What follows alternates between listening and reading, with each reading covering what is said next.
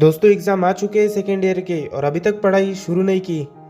अरे कोई बात नहीं, मैं हूं ना।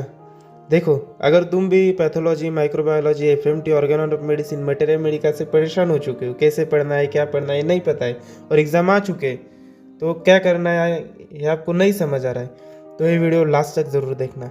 ये वीडियो पूरी तरह गेम चेंज कर देगा आपका। और आप सिर्फ पढ़ाई नहीं करोगे तो एग्ज़ाम में अच्छे मार्क्स भी लोगे और अच्छे मार्क्स से पास भी होगे। तो लास्ट तक बने रहिए दोस्तों।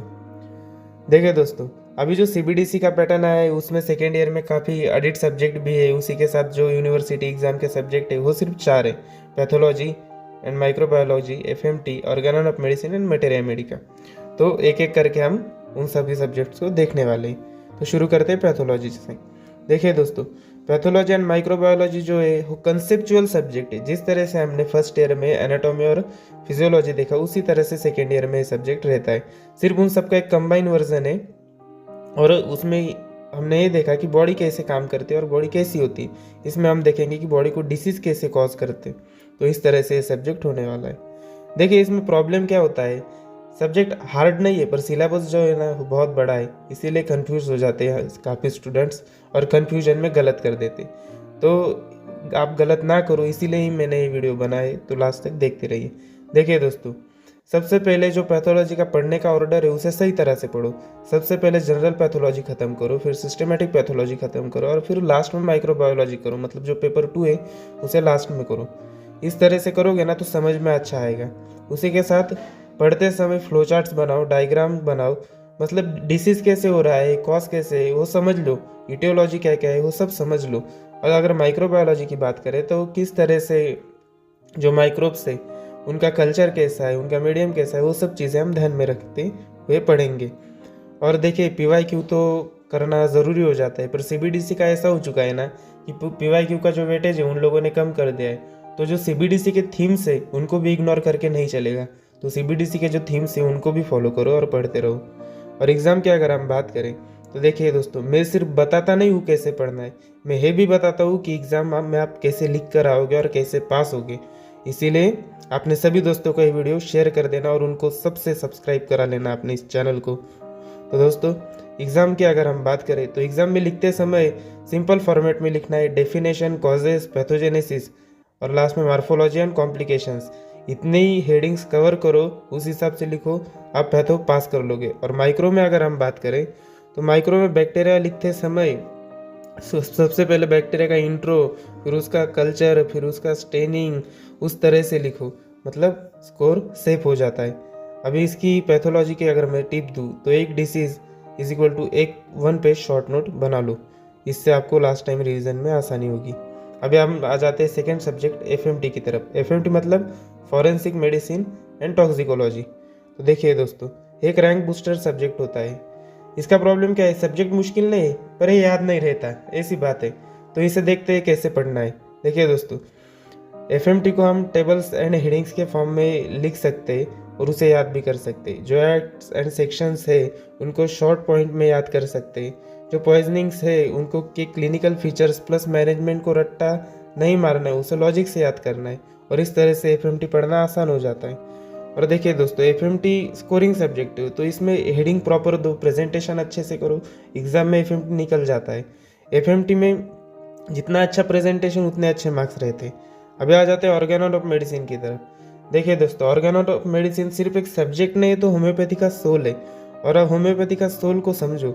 Doctor Hahnemann sir organelle of medicine के 6th एडिशन में क्या कहना चाहते हैं, एपोरिज्म क्या कह रहे हैं, उनको समझो।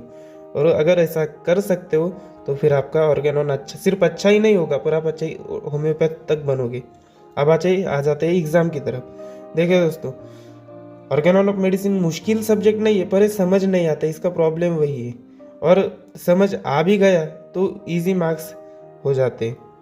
तो देखो दोस्तों, इसको पढ़ना कैसे है, एपोरिज्म नंबर याद करो, एक्सप्लेनेशंस क्या है उस एपोरिज्म में वो याद करो, और उसके जो एग्जाम्पल्स है उनको याद कर लो। सिर्फ रटना नहीं है, डेली 1-2 एपोरिज्म करो, डीप स्टडी करो, हो जाएगा। और एग्जाम में लिखते समय कैसे लिखोगे, देखो दोस्तों, सबसे पहले इंट्रो लिखो, फिर एपोरिज्म का एक्सप्लेनेशन लिखो, फिर प्रैक्टिकल एग्जाम्पल लिखो और लास्ट में कंक्लूजन लिखना हो तो लिखो, नहीं लिखा तो भी चलता है पर लिख देना। और देखिए, कैंट, हैनेमन और जो भी हमारे पायोनियर्स हैं होम्योपैथी के, उन सब के जो टर्म्स है उनको अंडरलाइन करो। मतलब वहाँ से रिलेटेड अगर कोई वर्ड यूज़ कर रहे हो तो उसको अंडरलाइन करो। जैसे जो एग्जामिनर देखेगा हमारे पेपर को तो उसे वो पेपर इम्प्रेसिव लगेगा। तो इस तरह से हमें लिखना है। अब आ जाते हैं होम्योपैथी मटेरिया मेडिका की तरफ। देखो दोस्तों, होम्योपैथी मटेरिया मेडिका को कैसे पढ़ना है, किस तरह से उसे याद करना है और किस तरह से स्ट्रेटेजी रहनी चाहिए, ये सब कुछ मैंने अपने एक वीडियो में एक्सप्लेन किया है, जिसकी लिंक मैंने नीचे डिस्क्रिप्शन में दी है। आपने वो नहीं देखा है तो उसको जाकर ज़रूर देखिए। पर यहाँ पर हम एग्ज़ाम पे फोकस करेंगे और एग्ज़ाम के जो पॉइंट है उन सबको देखेंगे। देखो दोस्तों, मटेरिया मेडिका एग्ज़ाम में लिखते समय शुरू में कैसे लिखना है, इंट्रो लिखो, और फिर इंट्रो लिखने के बाद कॉन्स्टिट्यूशन, फिर जो पर्टिकुलर पूछा गया है पेपर में वो लिखो, लास्ट में मोडेलिटीज़ लिख के ख़त्म कर देना। हाँ, पर जो पर्टिकुलर लिखोगे, जो भी सारे पॉइंट्स लिखोगे पॉइंट वाइज लिखो, उसमें कीवर्ड्स और की नोट्स ऐड करो, जिससे जो पेपर होता है वो इम्प्रेसिव बनता है, और कीवर्ड्स को अंडरलाइन कर देना। बाकी फिर तुम कुछ भी लिखो, होगे तो तुम पास ही, ये बात कन्फर्म है। पर ऐसा नहीं होता। एग्जामिनर जो होता है ना, उसको क्या चाहिए वो समझो, उसको जो कीवर्ड की नोट्स चाहिए वो आप दे दो, तो आप पास होने का आपका जो मतलब चांस है वो बढ़ जाता है। अब इसकी अगर गोल्डन टिप की मैं बात करूँ तो 1 remedy is equal to clinical story बना के याद रखो। हर रेमेडी को क्लिनिकल स्टोरी बना के याद रख लो, आपका मटेरिया मेडिका निकल जाएगा।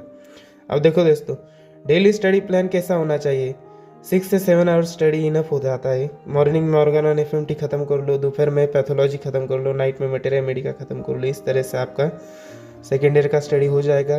एग्जाम हॉल स्ट्रेटेजी की अगर मैं बात करूँ तो नीट हैंड राइटिंग रखो, एग्जाम में लिखते समय हेडिंग्स प्रॉपर दो, डायग्राम अच्छे से बनाओ, और फुल पेपर अटेम्प्ट करो, पूरा पेपर लिख के आना है। और टाइम मैनेजमेंट नहीं होता होगा, स्लो लिखते होगे तो जो वॉल पे घड़ी रहती है उसकी तरफ देखते रहो।